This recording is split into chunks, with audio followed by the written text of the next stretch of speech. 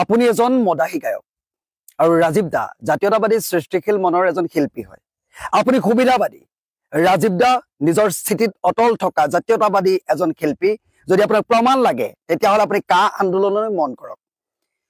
আপুনি আপোনাৰ পৰা ল'ৰা মদাহী হয়, মদ খাবলৈ অনুপ্ৰেৰণা পায়, কিন্তু ৰাজীৱ দাৰ পৰা জাতীয়তাবাদৰ ভাৱ জাগ্ৰত হয় নৱপ্ৰজন্মৰ মাজত। আৰু বহু কথা আছে।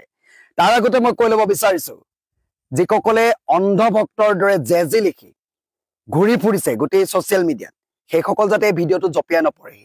ইয়াৰ আগতো মই ভিডিঅ' বনাওঁতে কৈছো, আপোনাৰ দৰে তেখেতে কাৰোবাৰ পৰা ৰেঞ্চ ৰভাৰ গ্ৰিফ্টত পোৱা নাছিল। সেইকাৰণে হয়তো আপুনি ক'ৰবাত নহয় ক'ৰবাত সেইজন ৰাজীৱ খদিয়াক চিনি পোৱা নাই বৰ্তমান সময়লৈকে।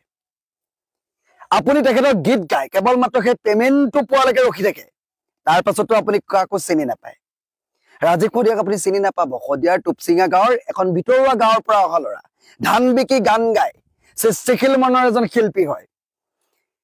আপোনাতকৈ ৰাজীৱ দা বহুতে পৃথক।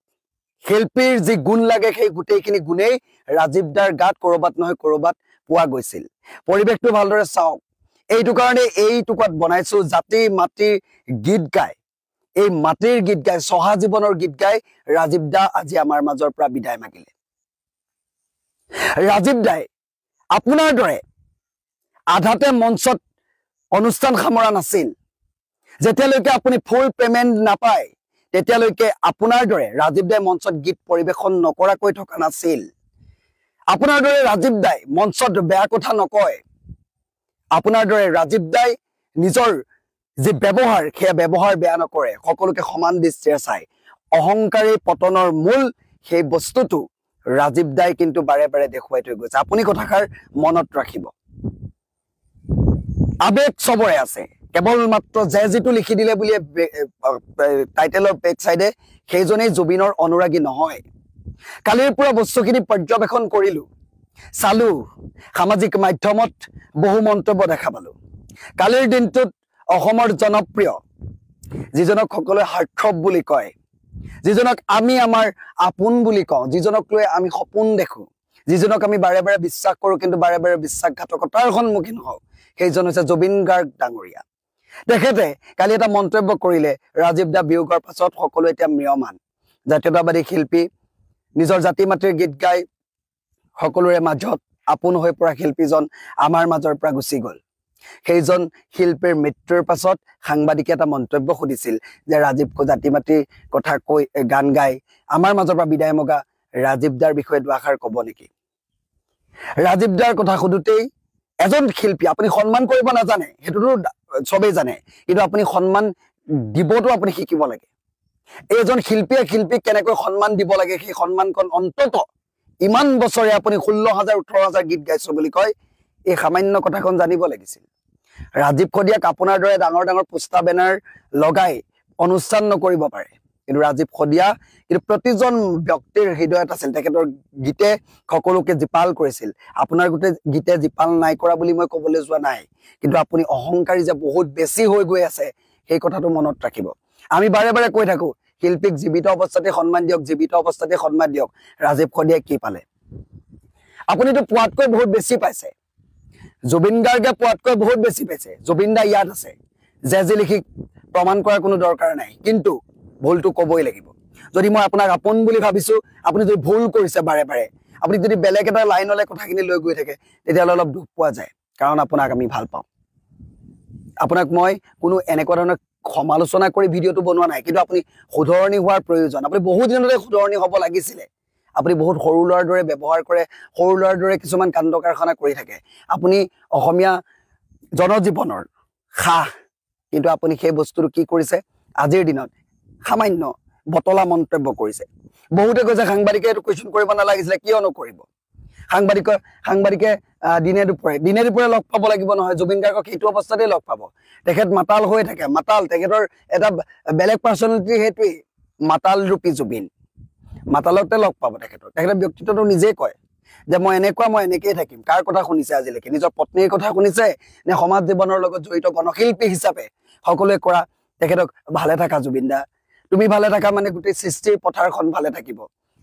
সৃষ্টিৰ জৰিয়তে যি শস্য সিঁচিছা গীতৰ শস্য সিঁচিছা সেয়া জীপাল হৈ থাকিব আজিলৈকে জুবিন গাৰ্গে সেই কথা সুধিছে নেকি বাৰু সেইখিনি কথালৈ নাযাওঁ আগতো বহুত ভিডিঅ' বনাইছো আজি মোৰ এইটো কথা এইটো কাৰণে দুখ লাগিলে জুবিন গাৰ্গে ৰাজীৱ খদিয়াক চিনি নাপায় আপুনি চিনি নাপায় বাৰু এইটো বৰ ডাঙৰ কথা নহয় আপুনি তেখেতৰ গীতো গাইছে পেমেণ্টটো পোৱাৰ পিছত আপুনি পাহৰি যায় এইটো বেলেগ কথা 18,000 গীত গোৱা মানুহ আপুনি পাহৰি যোৱাটো স্বাভাৱিক কথা কিন্তু আপোনাৰ আশে পাশে থকা যি লিখা আংগু পাংগু কোনোবাই আপোনাৰ কাণত এবাৰ হলেও কোৱা নাই নে যে এইজন শিল্পী মৰাৰ কথা এইজন শিল্পী আমাৰ মাজৰ পৰা গুচি যোৱাৰ কথা আপুনি একো কৰিব নালাগে অন্তত সমবেদনাটো জনাব পাৰিলে হয় এজন শিল্পীয়ে শিল্পীক আপুনি সন্মান কৰিব নজনাৰ দৰে এটা কাম কিয় কৰিছে আপোনাৰ পৰা নৱপ্ৰজন্ম অনুকৰণ কৰে তাৰ পাছত আপুনি কি কৰিছে আপোনাক তেন্তে গণশিল্পী বুলি কেনেদৰে ক'ব পাৰে মানুহে আপুনি আপোনাৰ গীতত কোনোবা লাগিলে কাৰোবাৰ জীৱনৰ সৃষ্টি হয় কাৰোবাৰ দুখ নাইকিয়া হয়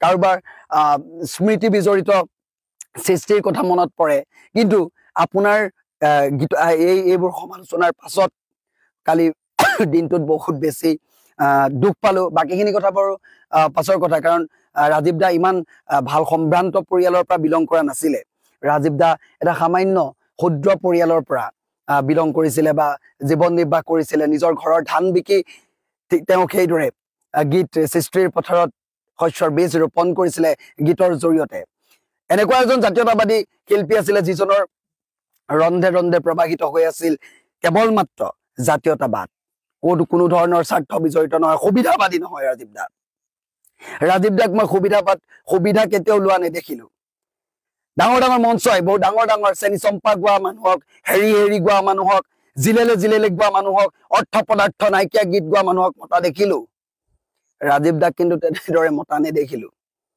ৰাজীৱ দাক সেইখিনি আশাও নকৰে ৰাজীৱ দা গুৱাহাটী ডাঙৰ ফ্লেট লৈ থাকিব নোৱাৰিলে কাৰণ সুবিধাবাদী নহয় যে গতিকে পৰাপক্ষত মানুহজনক জীৱিত অৱস্থাতটো কোনেও চিনাকি নিদিলে মই এইটো কথা কেৱল মাত্ৰ ৰাজীৱ খদিয়া ডাঙৰীয়া ককাইদেউৰ লগত সংগতি ৰাখিয়ে কোৱা নাই যিমানবোৰ শিল্পী আছে গণশিল্পী যিবোৰে জাতি মাতৃৰ কথা অহৰ্নিশে চিন্তা কৰে জাতি মাতৃৰ কথা ভাবি জাতীয়তাবাদ সৃষ্টিৰ ক্ষেত্ৰত অহৰ্নিশে কাম কৰি আছে সেইসকল শিল্পীক জীয়াই থাকোঁতে সন্মান দিয়ক এতিয়া মৰণোত্তৰ ভাৱে এতিয়া পৰিয়ালটো তিনিটিকৈ প্ৰাণী আছে সন্তানটি আছে তেখেতৰ পঢ়া শুনাৰ দায়িত্বৰ পৰা এতিয়া বিভিন্নজনে লৈছে বা পত্নীগৰাকীৰ দায়িত্ব এতিয়া বিভিন্নজনে লৈছে কিন্তু শিল্পীজনৰ এই অপূৰণীয় ক্ষতি আকৌ এজন ৰাজীৱ খদিয়া আমি আৰু নাপাওঁ গতিকে আপোনালোকে যদি এই সন্মান কৰিব নাজানে অপমানো নকৰিব কিন্তু এইটো কথা এইটো কাৰণে কলো যাতে পাছৰ প্ৰজন্মৰ এই শিল্পীসকলকো যাতে এইটো দৃষ্টিৰে চাই আৰু এটা কথা জুবিন দা মনত ৰাখিব আপোনাৰো এদিন মৃত্যু হ'ব আপোনাৰ মৃত্যু আমি কেতিয়াও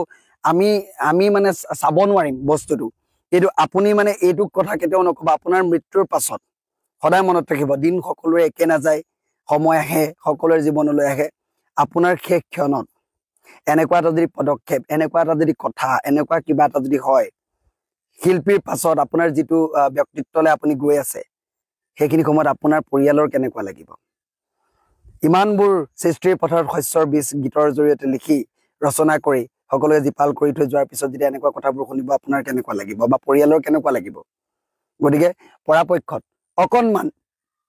অকণমান চেঞ্জ হ'বলৈ চাওক বাকী একো নকওঁ ৰাজীৱ দা ভালে থাকক পুনৰ যাতে আমি তেখেতৰ দৰে এজন জাতীয়তাবাদী সত্তাৰ ব্যক্তি শিল্পী আমি লগ পাওঁ তাকে কামনা কৰিছো মোৰ ভগৱন্তই তেখেতক স্বৰ্গগামী কৰক সকলো ভালে থাকক সকলো শিল্পীক সন্মান দিয়ক জীয়াই থাকোঁতে ধন্যবাদ